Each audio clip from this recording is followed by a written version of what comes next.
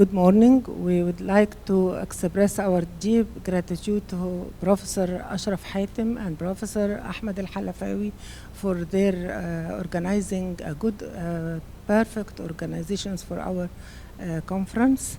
And now we will, this session on sarcoidosis. As we all know that sarcoidosis is increasing, and we diagnosed many cases in sarcoidosis now. And it is a pleasure to introduce Professor Bertram Ropitcher, who will talk about sarcoidosis, a multidisciplinary challenge, what is new in research.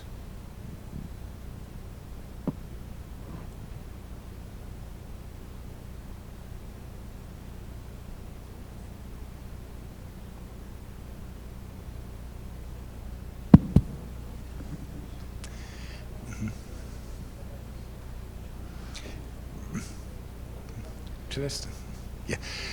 Thank you very much for inviting me here to speak about sarcoidosis. I must admit this is really a great organized congress, and I'm really happy to be here and to be your guest here in Cairo. Yesterday we just talked a bit about sarcoidosis in Egypt, and we were convinced that it was a very much underdiagnosed disease for a long time, because tuberculosis was more in the focus, and everything that resembled sarcoidosis was probably very much more likely tuberculosis than sarcoidosis. And only within the last years it has came more in the focus and was more often diagnosed. And one thing we have in sarcoidosis, like we have in tuberculosis, that our focus within the last years came more to extrapulmonary sarcoidosis, like to extrapulmonary tuberculosis. So these diseases still have many things in common. And what I want to talk about is what's new in this disease. What have we learned during the last years? We learned about many things about genetics and etiology of this disease. How does it come to this disease? How does it happen that one person develops a granulomatous disease like sarcoidosis and other one don't, even with the same risk factor, with the same exposure?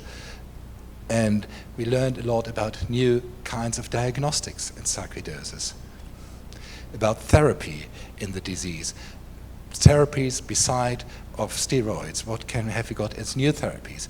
And we learned a lot about a very much underestimated thing, pulmonary hypertension in sarcoidosis. About the etiology, the genetics of sarcoidosis, this model, which is more than 10 years old, is still valid. We have two things. We got agents, infections agents, non-infections agents, inorganic, organic, which are presented to the immune system, to the antigen-presenting cells, acting together with the T cells, and in a genetic predisposed person, these persons develop by activation of the Th1 cells, the granuloma, and some patients have a shift towards to Th2 cells. Those are the patients who end up with fibrosis and progressive disease and do not resolve. But the other ones have a good prognosis. And in the meanwhile, many candidate genes for sarcoidosis have been looked at, have been researched. There are many candidate genes, only a few one have been confirmed. I want to focus, for example, as an example, to two of them. There's a genome-wide study. We know that we have some cases of family sarcoidosis, have families of sarcoidosis.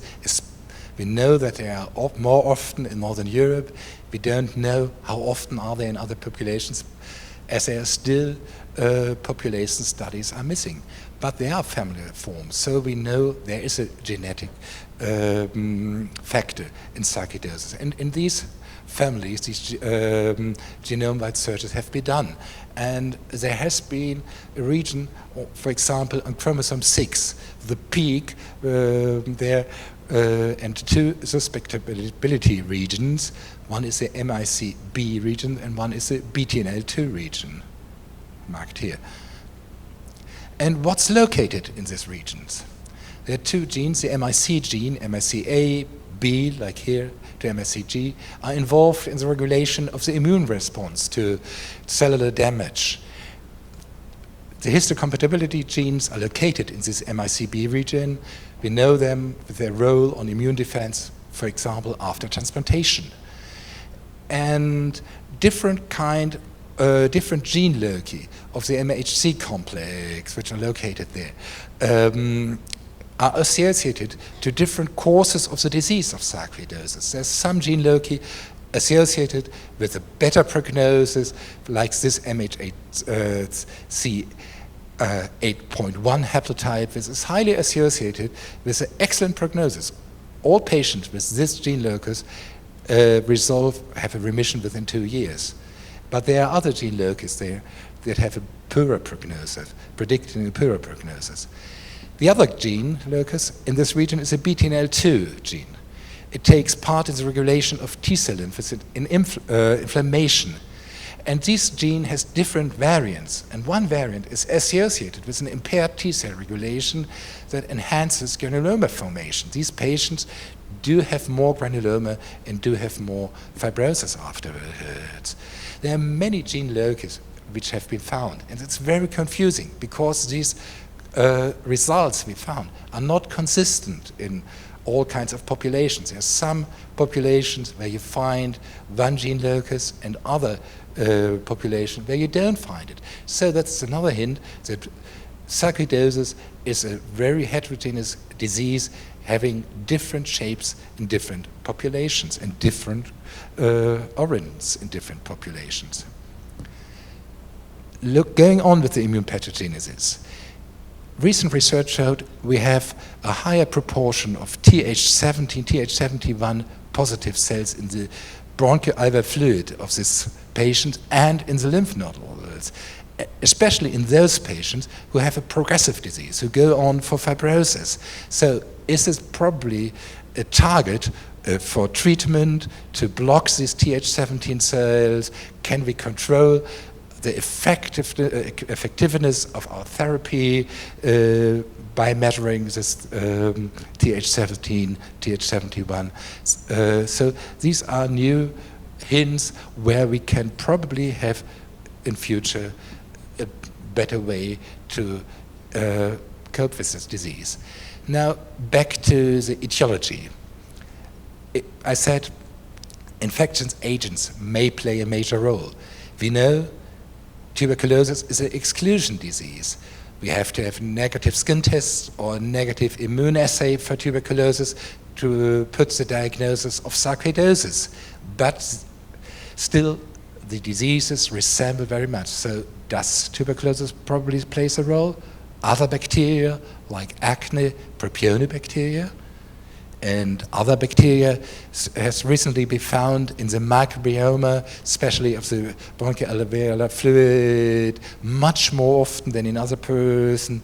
Have you ever heard of atopobium before? I haven't. It's bacteria which can cause vaginitis, but it's very rare. Fusobacteria, which is also bacteria which normally does not make ill. If it makes ill, it's more common in soft tissue diseases, but these bacteria have found in a much higher amount in the bronchoalveolar fluid of sarcoidosis. So as a possible hint that there might be an association. Coming back to the tuberculosis, looking at parts of the genome of the tubercle bacteria, we found in patients with sarcoidosis, in the granuloma of these patients, DNA segments of mycobacterial DNA. Sorry, this was misspelled here. The MCAG gene. These gene segments were found in sarcoid granulomas, but were not found in granulomas of other diseases going along with granuloma formation. For example, not in venous granulomatosis. But what's true here, what's true in our European population is not true in East Asia. they didn't find an association with sarcoidosis there, not at all. But they found DNA of propionibacteria, Propionibacterium acne granulosum, quite often in patients with sarcoidosis, showing different infectious agent might be a factor in etiology in these patients. Other factors, dust, non-organic substances. We know beryllium, a rare earth metal, can cause a disease, berylliosis, which is very similar to sarcoidosis, but as it has a known etiology, it's not sarcoidosis.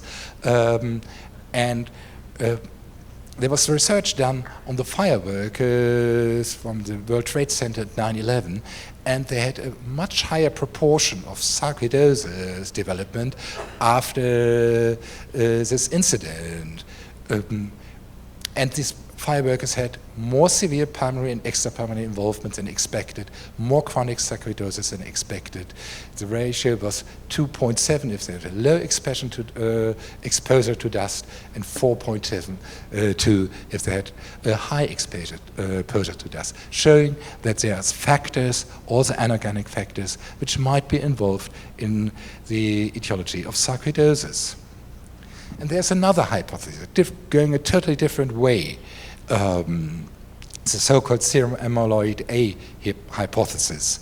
So we find higher amounts of serum amyloid A in the granuloma of sarcoidosis patients, especially the most highest concentrations in those who develop a progressive disease, a fibrosing disease, and we think that these SAA fragments promote and enhance the TNH response to the granuloma formation and to the development of fibrosis, independent of the agent which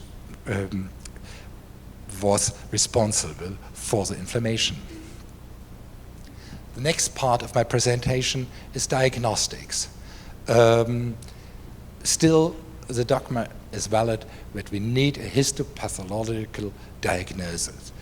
There are only few exceptions for that. In the 99 sarcoidosis consensus statement, but still is valid, there is no newer one, it's still, you need it only, you can have it's a diagnosis of sarcoidosis without histopathology in stage 1 pulmonary sarcoidosis with bilateral hilar adenopathy and no other kind of pathology in this chest imaging, and after excluding of other possible causes. Has it changed? Looking at an article from this year, very recent, they have indeed some more acceptation. If you have a classical Lofgren syndrome with the skin lesions, the arthropathy, and the bilateral hilar adenopathy, or if you have got an Herford syndrome with the involvement of the salivary glands, recurrent fever, the uveitis, and probably the involvement of the facial nerve, then we can be certain about the diagnostic. And what I found interesting, if we do a gallium scan, we don't do it anymore. I don't know if it's done here. And we have got certain signs on it, which I found quite interesting. The so-called lambda and panda sign. A is the panda sign, meaning the involvement of the salivary glands. I don't know how it just resembles a panda, but it's called so. And B is a lambda sign, which I understand better, resembling the letter lambda in the Greek alphabet, meaning the involvement of the hilar lymph nodes and the paratracheal lymph nodes, resembling this lambda letter. And this is thought to be enough to make the diagnosis of sarcoidosis. And to get more certainty in the diagnosis, during the last year, new scores were developed to make the diagnosis more probable or less probable. The World Association of Sarcoidosis and Other Granulomatous Diseases published one score in 2013 looking at all different organ systems and typical involvements there, giving points for special kinds of involvement there to make the diagnosis more certain. This was developed further, and in the end of last year, this publication in Chest appeared, which developed this score further and included a histology score also to make to get a greater certainty about the diagnosis or not. There are no new diagnostic tools like the PET scan. It's a very expensive tool, and you should consider it very careful when to use it or not. It can help you to detect unexpected and clinically still silent lesions, especially in patients who have in whom you suspect the diagnosis of sarcoidosis on other sites. For example, in neurosarcoidosis, where it's very difficult to get a histopathological confirmation. And if you find another site where you can get easier a histopathological confirmation, then you can take a biopsy there. It can help you in patients in stage 4 lung disease. Do they have still reversible inflammatory granulomatous disease, or is it all irreversible fibrosis in them? And the most important role the PET scan has in the diagnosis of cardiac sarcoidosis. It has an established role there. And in the future, there is research on other tracers that might differentiate better between malignancy and inflammation, especially granulomatous inflammation, can make a better differential diagnosis between cancer and pulmonary sarcoidosis. Looking at heart disease, cardiac involvement of sarcoidosis, the most established imaging is the MRI scan, with the late gadolinium enhancement seen there, but also the PET scan, especially when added to the MRI scan, can be very worthy in the diagnostic with this patchy involvement of the myocardium seen here, especially down in the middle picture. Here, another picture combining it with CT scan, but CT does not really have a role in the diagnosis of cardiac sarcoidosis. Cardiac sarcoidosis is still difficult to diagnose, so there are criteria.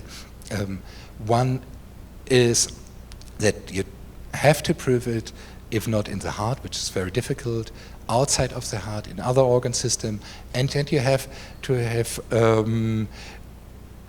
some hints that are very much in favor for the diagnosis. Especially one important thing, if you have a disease of the heart, especially cardiomyopathy or arrhythmia, which are responsive to immunosuppressive or corticosteroid treatment, then you got a hint that it might be cardiac sarcoidosis after exclusion of other diseases. New imaging techniques are also playing a very big role in neurosarcoidosis. Neurosarcoidosis can have very different pictures, very different appearances, and the magnetic the MRI scans can help you very much in this with the diagnosis. You can have obstructive multicystic granulomatous masses leading to an hydrocephalus, for example. You have an enhancement in meningeal or leptomeningeal, which can be a sign for neurosarcoidosis. You can have an involvement of the facial nerve with enhancement there and palsy as a clinical sign. And you can also have lesions in the spinal cord. Many MRI signs that are conclusive for neurosarcoidosis. And as diagnosis is very difficult in cardiac involvement, it's even more difficult in neurosarcoidosis. And you have three levels of certainty of the diagnosis. It's a possible diagnosis if you can't have a histopathological diagnosis, but you have typical clinical finding, typical imaging, and typical findings, for example, in cerebrospinal fluid with a granulomatous inflammation there, and you have excluded other causes of the disease. Probable if you have proved histopathological, but only outside of the central nervous system, and only if you have got a histopathological confirmation in the central nervous system, then you can have a definite diagnosis of neurosarcoidosis. Another factor in diagnostic, it's laboratory. We know all the activity factors like ACE, which is not very specific. We know that the soluble interleukin-2 receptor is probably more specific in diagnosing active disease, in diagnosing progressive disease, and we, as we looked at the serum amyloid A, as we found it in the granulomas, as I showed before, but we found that as a serum marker, it has no diagnostic value at all. It's not even better than the very unspecific C-reactive protein. Coming to therapy, still steroids are the most important. But we have also immunosuppressives and biologicals, which are used in sarcoidosis nowadays. And we have new drugs which are developed. Steroids, when should we use them? Not a lot has changed during the last years. We should use them in progressive and symptomatic pulmonary disease with persistent pulmonary infiltration and progressive decline of lung function. No doubt, but there's still no evidence for that. There's a trend during the last year to treat with less steroids, not 2/3 of a milligram of prednisolone per kilogram more, 1/3 of a milligram might be sufficient, and to reduce it over a longer time. Not treat for only half a year, but treat for 9 months, 12 months, or even longer. In extrapulmonary sarcoidosis, you use steroids when we have got organ impairment, that's or potential life-threatening situation, especially, for example, in neurosarcoidosis and cardiac sarcoidosis, where we have to treat early and often with higher doses of steroids, often for a longer time, and often combined with other immunosuppressive, disease-modifying, and rheumatic drugs. Local therapy is only possible in few cases of skin sarcoidosis and in uveitis in some cases. In Lefgren syndrome, there's also a new trend. There was a dogma for a long time that non-steroidal antirheumatic drugs are sufficient in Lefgren syndrome, but we see many patients who suffer a lot of the symptoms, and they might profit from a short-time steroid treatment better than from NSAID. Disease-modifying antirheumatic drugs, we use them if you have steroid refractory disease.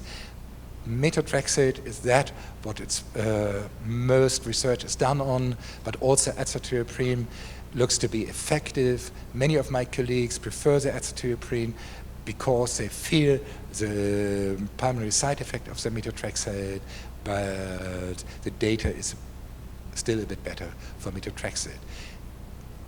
We can use chloroquine and hydrochloroquine in special situations, in cutaneous involvement, musculoskeletal involvement. When we have got hypercalcemia or hypercalciuria, it's a very potent therapy. We can use newer immunosuppressive drugs like leflunomide and mycophenolate in those who are refractory to steroids and less toxic immunosuppressive agents, and it's probably effective in those. Biologicals, especially TNF-alpha inhibitors, are used also in refractory sarcoidosis. Most reports are on infliximab, but we still do not have randomized trials on infliximab, only small serious studies. We see that there is a slight increase in vital capacity even in patients with stage 4 disease, and it may be helpful for refractory neurosarcoidosis and skin sarcoidosis. A new one is adalimumab, where we have one controlled trial in skin disease. We have probably lower rates of toxicity, especially allergen symptoms, compared with infliximab, so this might be an alternative in future. Etanercept is not effective in pulmonary and in ocular disease. In contrast, there are reports on worsening of the disease under this therapy. And rituximab, as in other immune diseases, is probably effective, but the results are inconsistent in different reports. There are quite impressive reports on infliximab, how it works.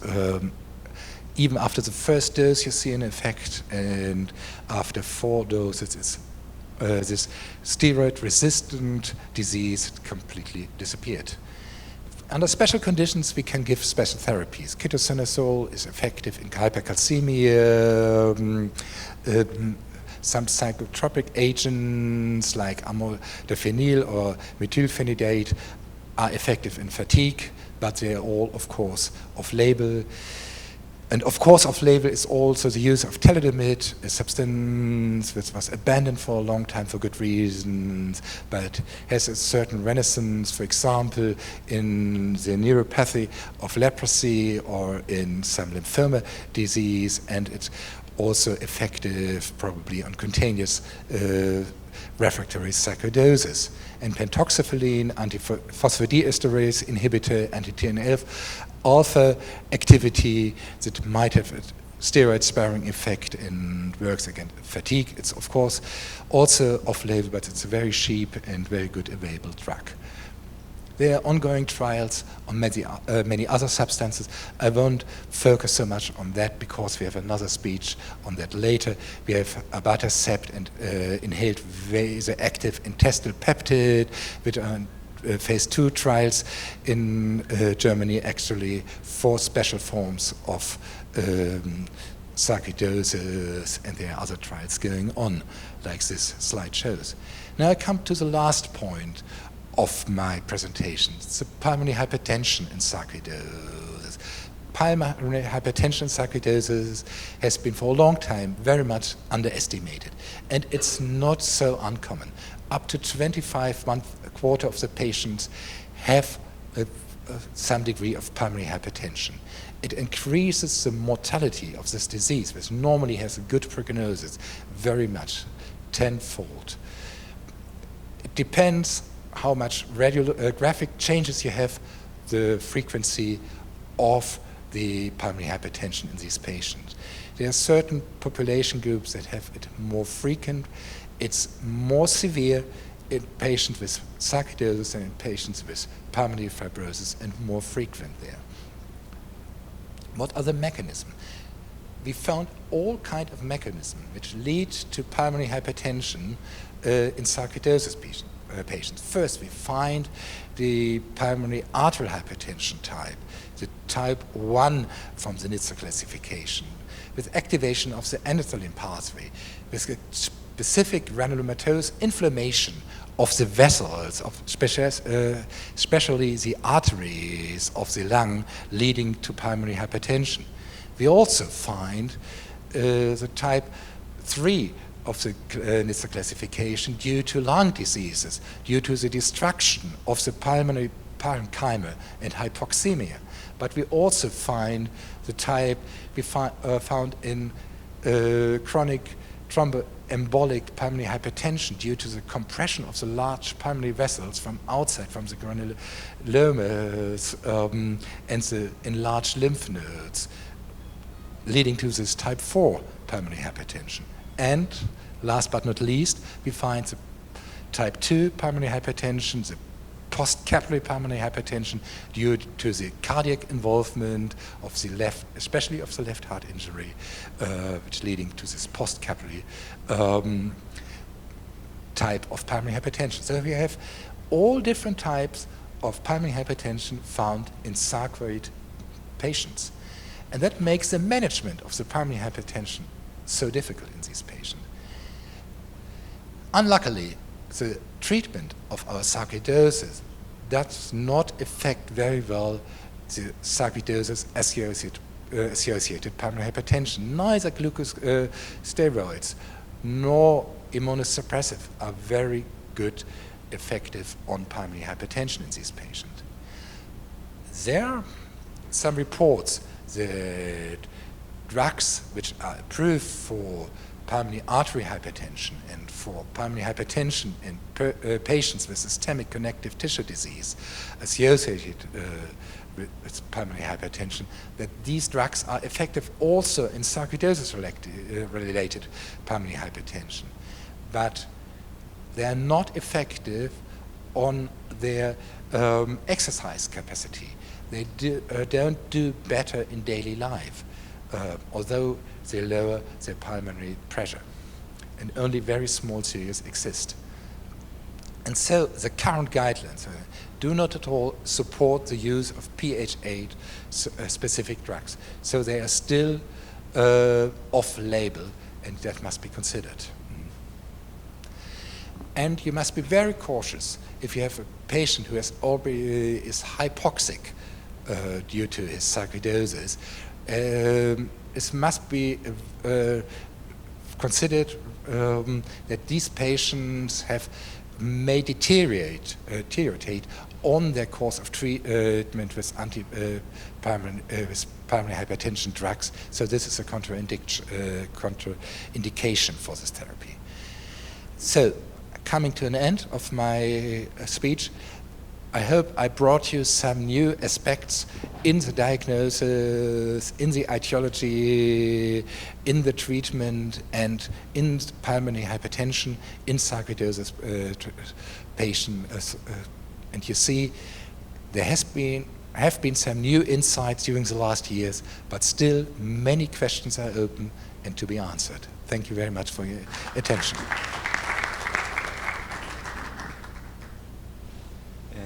Thank you, Professor Bertram, for this valuable lecture.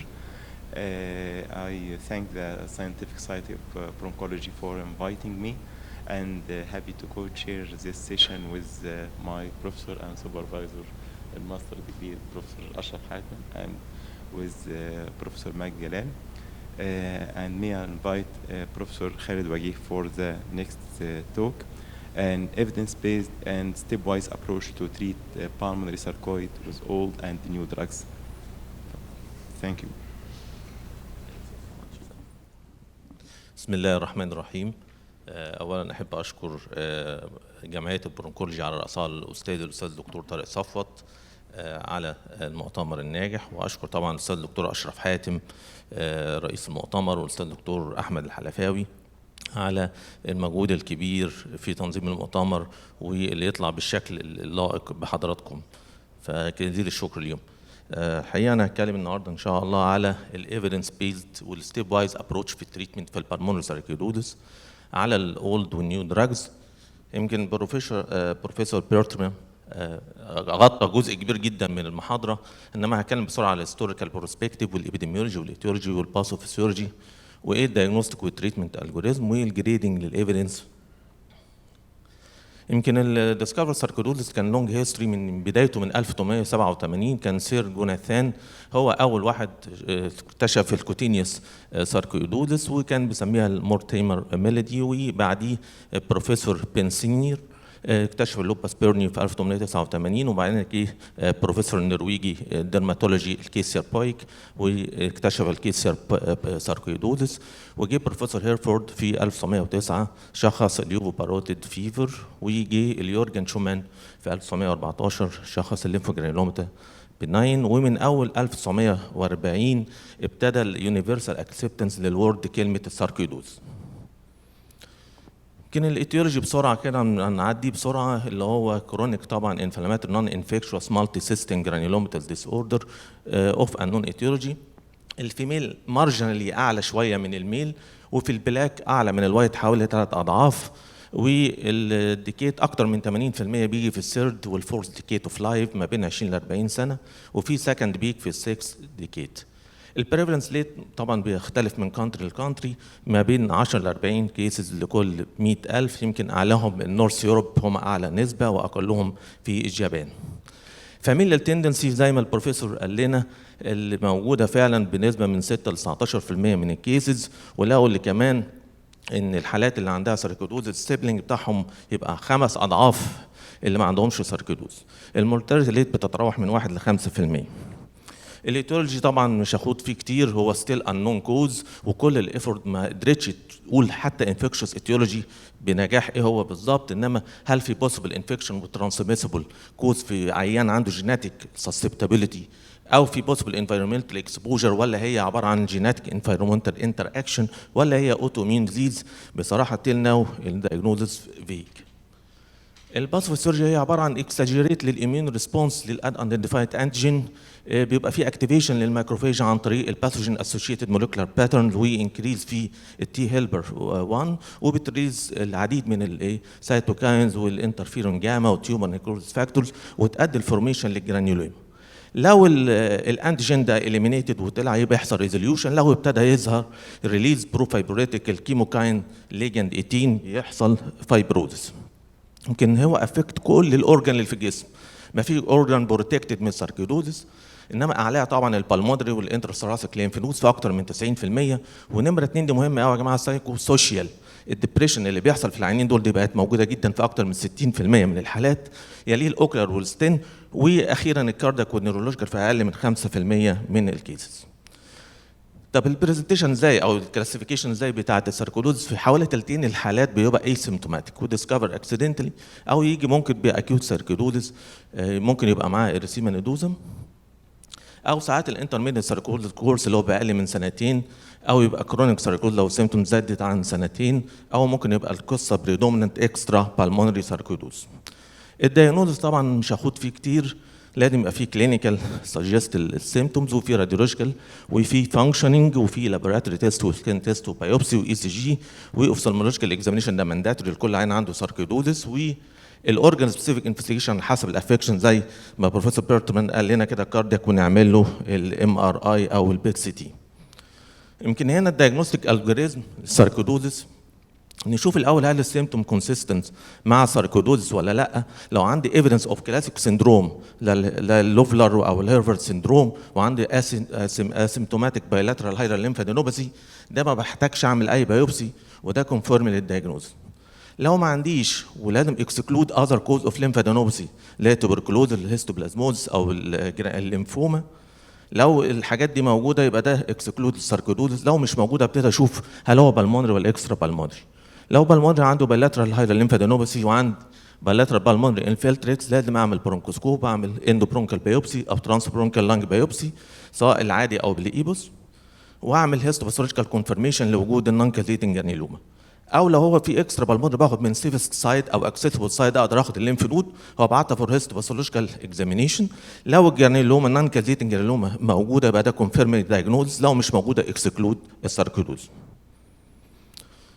الاي تي اس ستيتمنت زي برضو ما اتعرضت، اللي هي بتقول لنا في 3 كرايتيريا، لازم يبقى عندي كلينيكو راديولوجيكال فايندينج سبورتنج بهيستولوجيكال ايفيدنس اوف نون كازيتنج ابيثيليويد جرانيلوما، بشرط اكسكلوجن اوف جرانيلوماتس اوف نون كوزز ويز لوكال ساركويد رياكشن.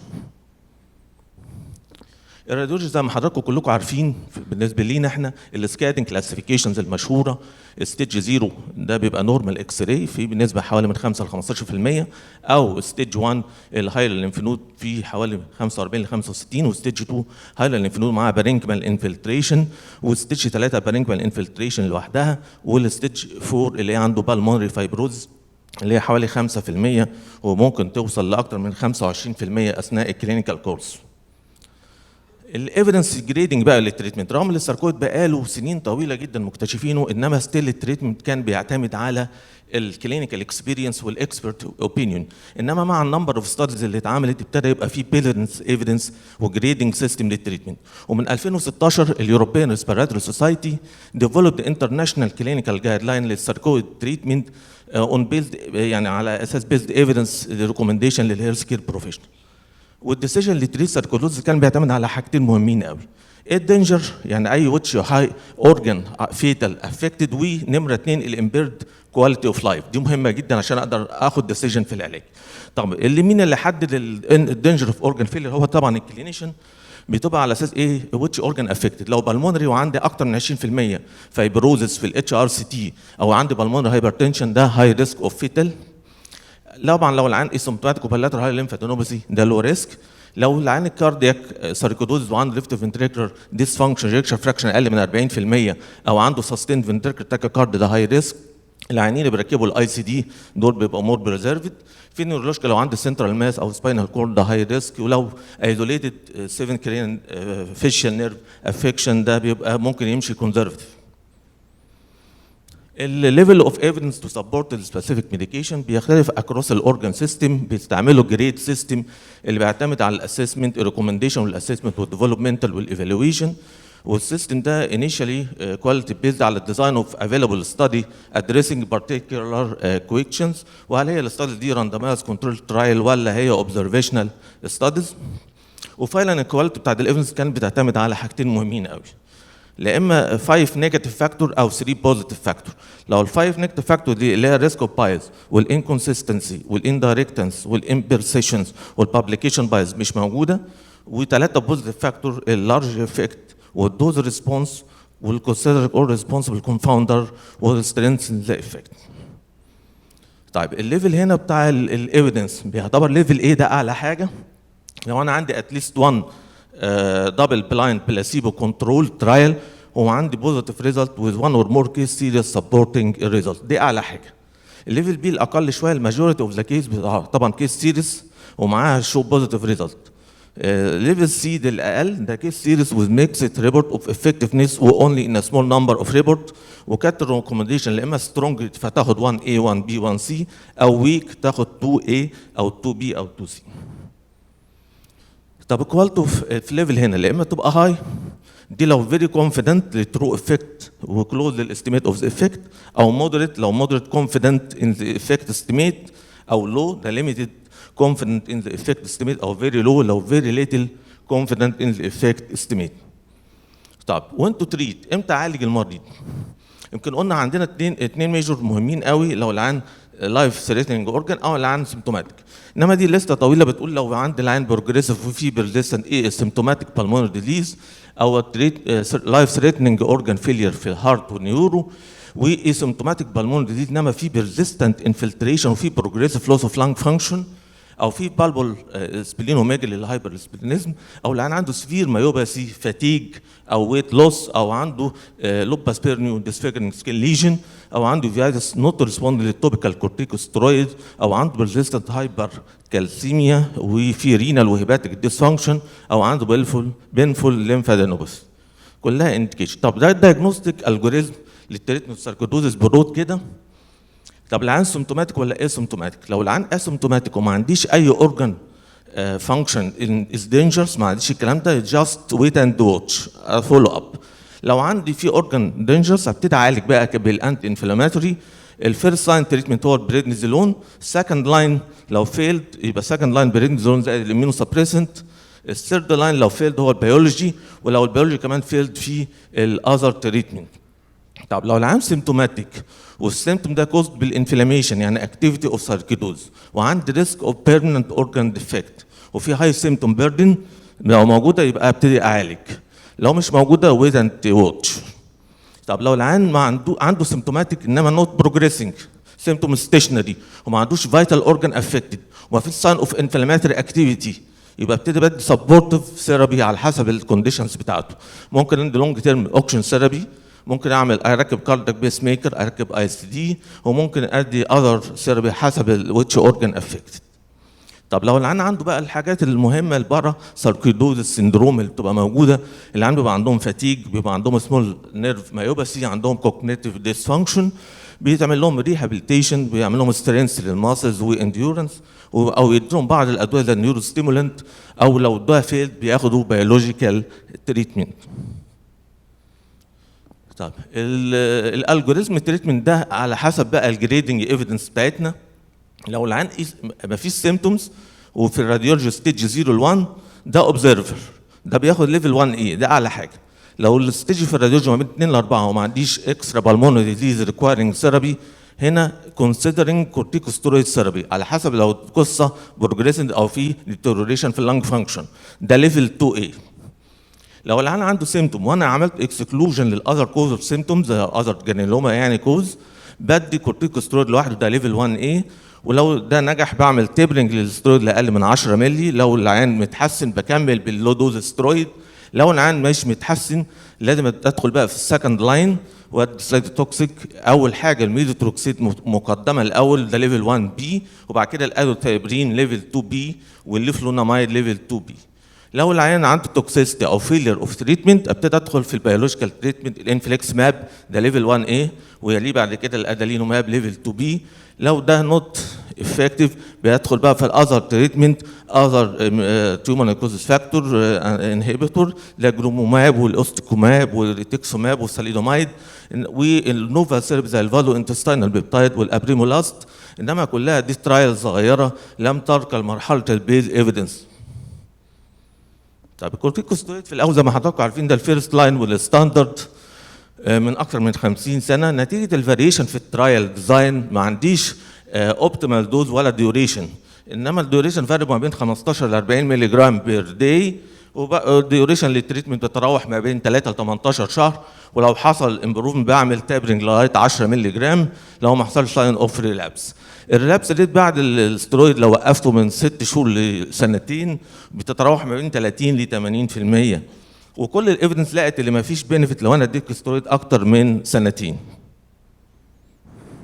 طبعا الايفيدنس على الاسترويد يوز موجوده ومعروفه في الامبروفد في الفانكشن في الراديولوجي في ستيج 2 و 3، وكمان اليوز اوف انهيلد كورتيكوستيرويد اللي هو بتقلل الريلابس لو ابتديت استعملها بعد 3 شهور من الاورال كورتيكوستيرويد. وكمان الهيلث سترويد ما بتحسنش او الراديولوجي ولا سبيرومتريك فانكشن، انما بتحسن الكلينيكال، بتحسن الامبروف الكف. يمكن ده الفاينجز على الكواليتي ايفيدنس في الاسترويد في البالمونري ساركيدوزيس. على الراديولوجيكال امبروفمنت الكواليتي هنا مودريت، وعلى الامبروفمنت في الفانكشن والدي ال اس او مودريت تو لو. دي اخر استادي معموله قالت ان ما فيش ايفيدنس فاوند فور ان اسوشيشن بين بريدنيزولون دوز والاف في سي تشينج ان يوري تريتمنت بالمونري ساركيدوزيس. يعني الدوز بتاع السترويد مش فارقه قوي، يعني ممكن ادي لو دوز كورتيكوستيرويد. يمكن هنا الالجوريزم ده التري ده بيبين لنا التريتمنت اوف سيمتوماتيك ساركيدوزيس. ببتدي بكورتيكوستيرويد سواء بريدنيزون او بريدنيزولون، وبشوف الافكت بعد 3 شهور. لو العيان حصل له بروجريشن وفي توكسيك مانيفستيشن ابتدي ادخل على السكند لاين اللي هي ادي على الاقل 6 شهور ميزوتروكسيت والادوتايبرين والفلونامايد او المايكوفينوليت. لو العيان لا كان في تحسن بعمل تيبلنج للسترويد. طب لو اديت السكند لاين والعيان ما بيتحسنش او في توكسيك مانيفستيشن بجامب على الثيرد لاين البيولوجيكال تريتمنت الانفليكسماب والادالينوماب. او لو العيان اتحسن بقى بس بكمل تيبرنج لكورتيكوسترويد. ولو حصل توكسيستي من البيولوجيكال تريتمنت بدخل على كونسيدرد الاذر لاين اللي هي كورتيكوتروبين والكلير ثيرابي والفالو انتستينال بيبتايد دي نيو ثيرابي. الميزوتروكسيد هو الموست كومن سكند لاين في البلمونري ساركيدوزيس. يمكن الدوز بتاعته من 5 ل 15 مللي جرام بير ويك، وطبعا بنحب ندي معاهم فوليك اسيد عشان ما يدخلوش في مينو سبريسنت. والانترناشونال بروسبكتيف ستادي كبيره اتعملت على الميزوتروكسيد والادوثايبرين في العيانين اللي عندهم ساركيدوز، لقوا 70% بيتحسنوا في سيمتوماتيك وفي الفانكشن اف في سي والاف في 1 والدي ال سي او، وان الميزوتروكسيد زي الادوثايبرين والكومبليكيشن بتاعتهم تقريبا زي بعض، وان كان الميزوتروكسيد اقل في الانفكشن. يمكن ده الجريد اوف ايفيدنس على الميزوتروكسيد على اساس هو سترويد سبيرنج دراج. الكواليتي اوف ايفيدنس بتاعته هاي، وده لانها كلها راندمايز كنترول ترايل. والامبروفمنت في الفولس فاتيك كاباس والاف 1 ودي ال اس او كانت جريد اوف ايفيدنس لو. الادوثيابريم زي ما اتفقنا ده سكند لاين، انما لو العيان لم يستجيب للميزوتوكسيت او في كونترا انديكيشن للميزوتوكسيت وبستعمل من 100 ل 150 مللي جرام، انما من مشاكله اللي ممكن بيزود الانسنس اوف مالجنان زي الليمفوما والليوكيميا. وده برضو الكواليتي اوف ايفيدنس في استخدام الادوثيابريم كسترويد دوز ريدكشن. الكواليتي اوف ايفيدنس في الجريد سيستم ده لو، وعلى الراديولوجيكال امبروفمنت والامبروفمنت في الفانكشن كانت لو وفيري لو. اللوفلونامايد الافارا اللي بيستعمل في الروماتويد ارثرايتس جربوه في اوبزرفيشنال ستادي على الساركيدودس، والدوز بتاعته من 10 ل 20 مللي جرام، وبيستخدموه لو في مشاكل في الميزوتوكسيت او الادوثيابريم كبديل. والجريد اوف ايفيدنس بتاعتنا له في على الاسترويد سبيرنج وعلى البالمري فانكشن. المايكوفينوليت السيل سيبت اللي هو كان بيستعمل في الاورجان ترانسبلانتيشن ريبليسمنت للادوثيابرين، في بعض الاستادي لقوه مور افكتيف عن اذر سايتوتوكسيك تريتمنت بيشنت في العيان، خصوصا اللي عندهم كرونيك اوكولار انفلاميشن. انما الايفيدنس بيز بتاعتنا ليميتد، الدوز من 500 ل 1500 مللي جرام توايس ديلي، وبيعتبر الاورترناتيف لو الاذر سايتوتوكسيك دراج مش جايبه نتيجه. وده برضو الكواليتي اوف ايفيدنس في استخدامه في الكاسترويد سبيرنج دوز كلها لو وفيري لو. هنيجي بقى على التيومر نيكروز فاكتور او البيولوجي الجديد، بتلعب دور مهم قوي في البربيتريتنج جرانيولوماتس انفلاميشن في الساركيدودس، واتعمل العديد من الاستاديز وكلها راندمايز كنترول، ولقوا الانفليكسماب هو يعتبر السيلد لاين الاساسي في علاج الاسترويد، انما الليميتد بتاعته الكوست والسايد افكت.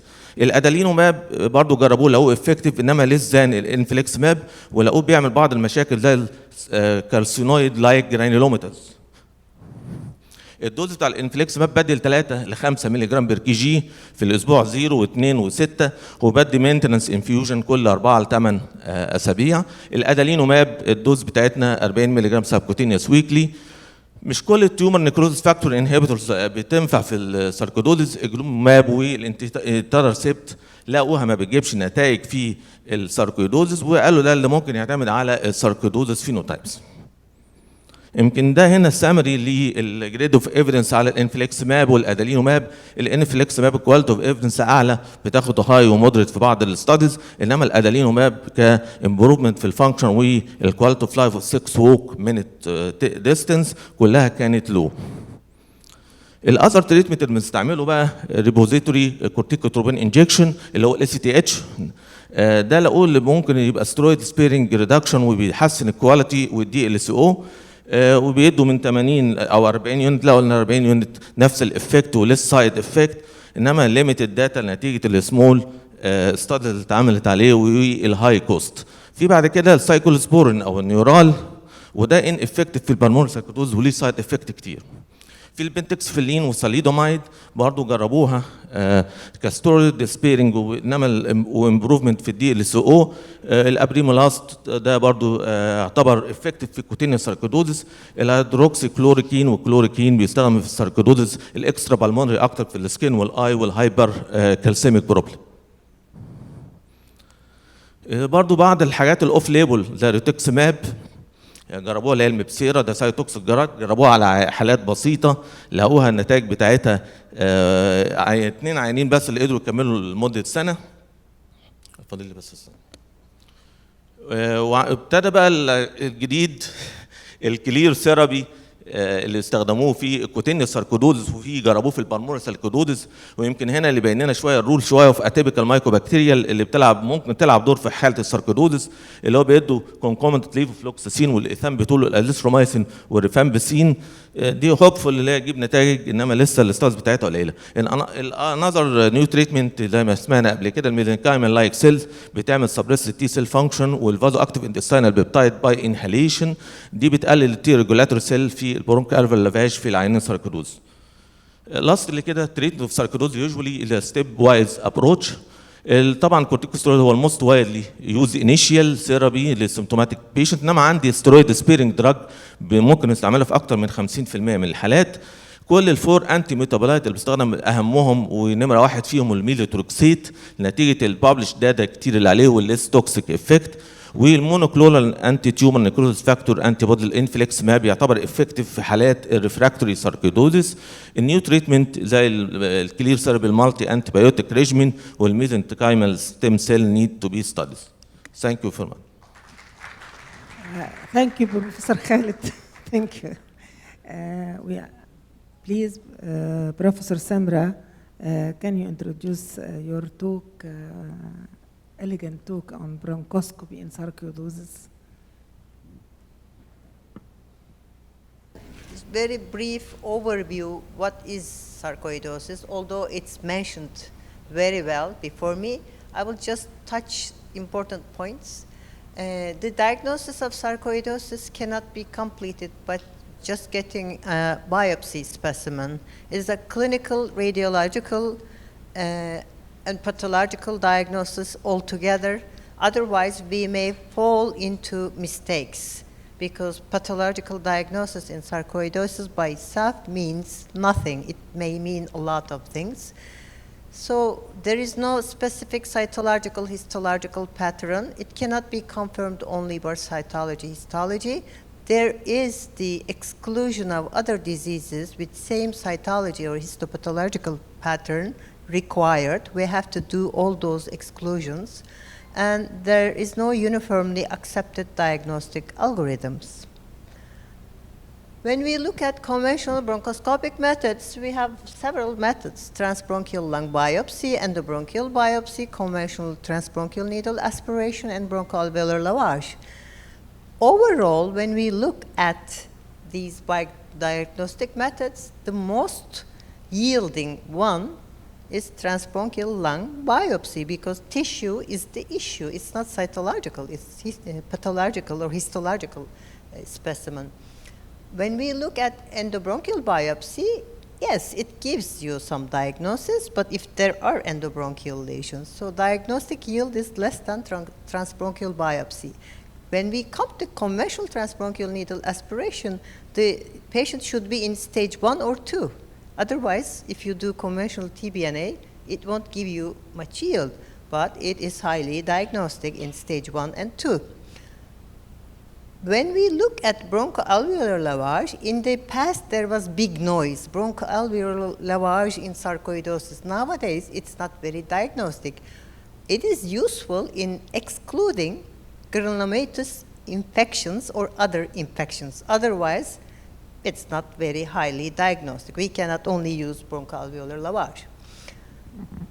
So this is, as I said, bronchoalveolar lavage is also prone to many mistakes. Why? It can be contaminated with blood, and it doesn't show the real tissue. Endobronchial biopsy, again, has a diagnostic yield about 30%, 40%. Conventional TBNA yield ranges between 6% to 90%. Why? It depends on the performer's skills. If you are good in TBNA and the patient is in stage 1 or 2, you get good diagnosis, at least 70%. With or without ROSE, ROSE is not a big problem. I mean, without ROSE you can get good diagnosis. If you have this facility in your hospital, use it. But it's not so much required. It decreases the number of punctures, but it increases the time, but it does not increase the diagnostic yield significantly, so it's not so important. Transbronchial biopsy, yes, this is the tissue and it's the issue. Whenever you have stage 2, 3 sarcoidosis, you can use. Even they say in stage 1, although you may not see radiologically, you can get transbronchial biopsy and get diagnosis. Let's look at the newer techniques and compare them with conventional methods. Look at EBUS-TBNA. Yes, its diagnostic yield is between 80 to 90%. But when we look at our conventional methods, when we combine conventional TBNA with transbronchial biopsy plus endobronchial biopsy, you can get similar yields. You don't have to have EBUS-TBNA in your department to diagnose sarcoidosis. If you have it, you can use it, of course. And if you do conventional methods before EBUS-TBNA, if you have a diagnosis, good.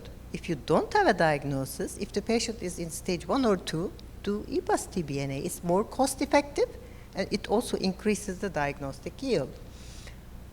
When we compare EUS fine needle aspiration or ESSB fine needle aspiration, this is when you put the EBUS bronchoscope in the esophagus to do the fine needle aspiration, the diagnostic yields are similar to EBUS-TBNA, not very different. There is a little bit higher diagnostic yield in EUS fine needle aspiration, but of course, you can not puncture lymph nodes 8, 9 using EBUS-TBNA. Why? Because you cannot approach. You can only approach through esophagus. So you have to choose the lymph nodes and choose the method and do the accurate puncture from the appropriate lymph node. You can combine these two methods. If you can do it, you can combine these two methods. Diagnostic yield may increase. There is a retrospective study done by Judson and colleagues, and there some patients had EUS fine needle aspiration for diagnosis, and it's shown that the sensitivity is 89% and specificity is 96%. Here, the EUS fine needle aspiration, EBUS-TBNA and conventional TBNA are compared. As you see, EBUS-TBNA and EUS fine needle aspiration have higher diagnostic yield than conventional TBNA. This doesn't mean we should stop doing conventional TBNA. This is probably, we are seeing the lymph nodes by ultrasound and then locating them and puncturing them accurately. That's why maybe conventional TBNA diagnostic yield is a bit lower, but it can be used. When you compare EBUS-TBNA and EUS fine needle aspiration, there is not significant difference between the yields.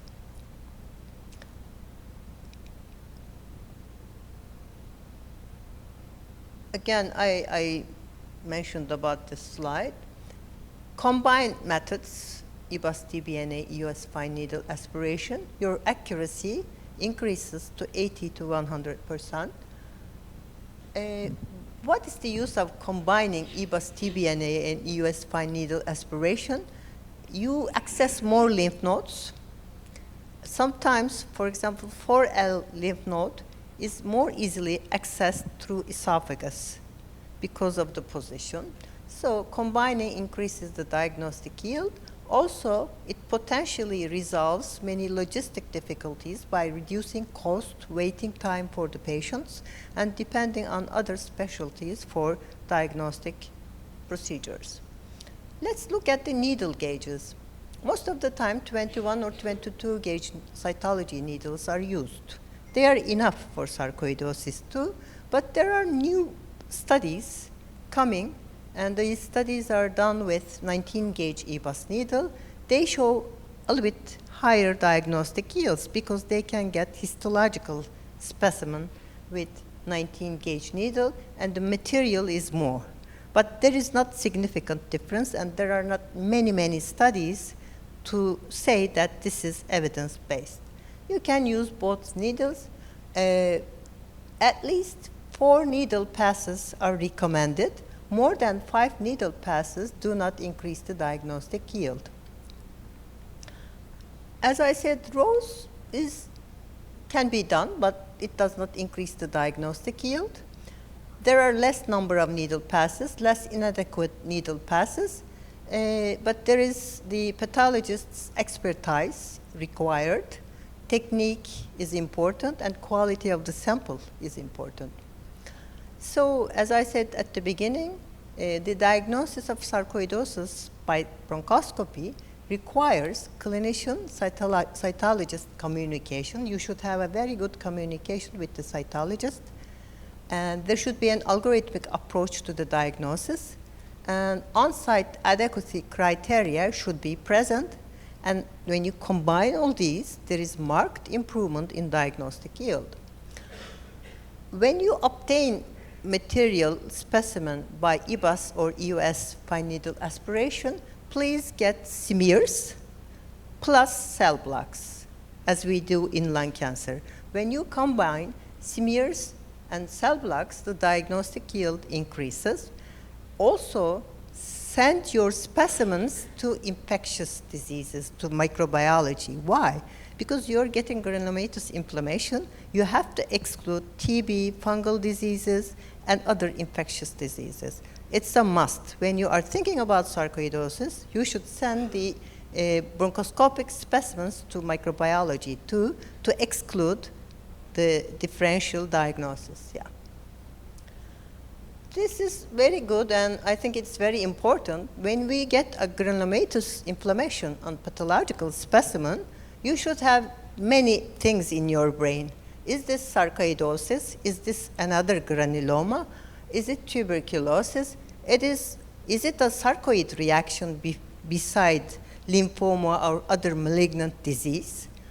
Or is it something like a collagen vascular disease, and I'm getting just the granulomatous part? So samples must be interpreted carefully when probability of sarcoidosis is low. Then we are returning back to the clinical pre-test suspicion. We should have a good clinical assessment, combine it, get the specimen, and if the probability of sarcoidosis is low and you get granulomatous inflammation, be careful. It may not be sarcoidosis. You have to follow up the patient because some of them turn out to be malignant cases. I had one experience and I was very sad. She turned out to be a lymphoma, B-cell lymphoma, but it took 1 year, this lymphoma, to make itself prominent. Yeah, it cannot happen. There are some endosonographic features of benign lymphadenopathy. From my viewpoint, we may learn them, but they are not like tissue. They are not the issue. You know, they don't give you the confirmed diagnosis. They may give you an impression, round shape, distinct margin, heterogeneous echogenicity, and coagulation necrosis. If they are all absent, they say this lymph node is benign, but I never rely on the appearance of the lymph node. There are different sonographic characteristics when you do EBUS or EUS. Some studies say they can be predictive factors for diagnosis of sarcoidosis or other benign mediastinal lymphadenopathy. These features are short axis greater than 1 centimeter, well-demarcated nodal margins, absence of central hilar structure, multiple clustering, non-hilar perfusion, isoechoic appearance, or granular appearance. Again, these are just pictures or images. Don't just rely on them. Safety of EUS and EBUS TBNA, they are very safe procedures. Of course, it depends on who performs and who is the interventional pulmonologist, because if you don't know the anatomy, if you push the needle anywhere, you can cause disasters. It's not the procedure causing the complication, it's the performer causing the complication. So the real complication rate is around 1%, less than 2% in both of them. Rarely, infections like mediastinitis, abscess, pneumothorax, especially in cystic lesions, can occur. But otherwise, I mean, esophageal perforation due to EUS fine needle aspiration can occur, but very rarely. It depends on the performer. So what is the place of EBUS TBNA, EUS fine needle aspiration, or their combination in sarcoidosis? First option is to use EBUS and EUS after negative conventional bronchoscopy. This is my algorithm. I always use conventional bronchoscopy and then go to the EUS or EBUS. Second option can be to use EBUS, EUS, or their combination in experienced centers as an initial investigation tool when diagnosis of sarcoidosis is most likely, if identifiable malignancy, lymphoma, TB, fungal infection is not present. And I think there should be new studies on this topic, and two main topics are they should be randomized studies on EBUS TBNA EUS fine needle aspiration versus transbronchial biopsy. There is no real study comparing EBUS or EUS guided fine needle aspiration versus transbronchial biopsy. There should be studies, very simple if you have these instruments. Another study should be on rows with conventional TBNA, EBUS TBNA, or EUS fine needle aspiration. And there are many studies on these topics. Let's mention a little bit about cryo-transbronchial biopsy. Nowadays, cryo-transbronchial biopsy is fashionable. There are studies, not so many, but there are studies on cryo-transbronchial biopsy in sarcoidosis. The yield is good because you get bigger tissue, and diagnostic yield is around 80%. There is lower complication rate, mortality rate is low when you compare it with surgical tissue, and there is no crushing. Genetic profiling can be done maybe in the future on these tissue specimens obtained by cryo-transbronchial biopsy. Pneumothorax rate is 11%. There is no significant bleeding. Yes, there is bleeding, but it's not significant bleeding due to cryo-transbronchial biopsy. It can be done under general anesthesia or local anesthesia. It depends on the expertise of the performer, the bronchoscopist. But I think there should be prospective randomized trial in sarcoidosis using cryo-transbronchial biopsy. There is a new technique called mini forceps biopsy using EBUS. It gives promising results, such as 88% in the diagnosis of sarcoidosis, because it gets tissue, not cytological specimen. We don't have it in Turkey, but I think in some European countries, they are doing studies on it. It's very new. So at the end, I will say we should combine methods. First, do conventional methods, but know what to do in what stage. Don't go and do conventional TBNA in stage 3. You won't have many lymph nodes and no diagnosis. So do conventional methods, no diagnosis, then go and do EBUS or EOS guided TBNA or other procedures. And there is an algorithm, proposed algorithm. It's not my proposition. It's coming from a paper, and it's published this year in 2019. First, have a patient with suspected sarcoidosis needing tissue confirmation. Do bronchoalveolar lavage to exclude infections. And then do endobronchial biopsy 3-4 times if you have lesions, suspicious lesions.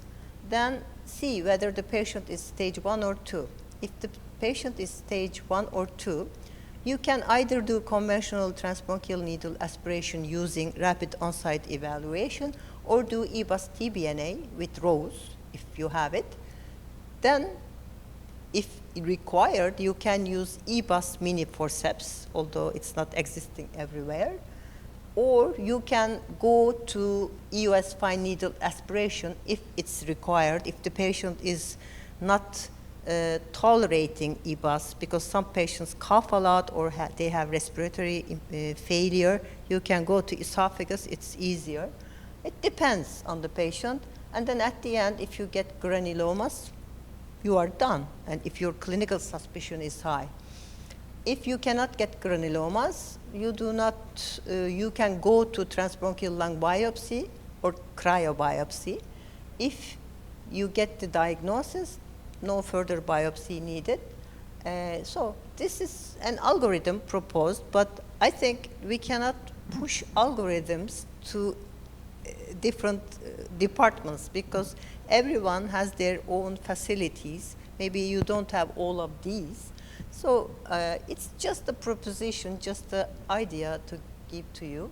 In conclusion, pursuing tissue diagnosis might differ in different populations.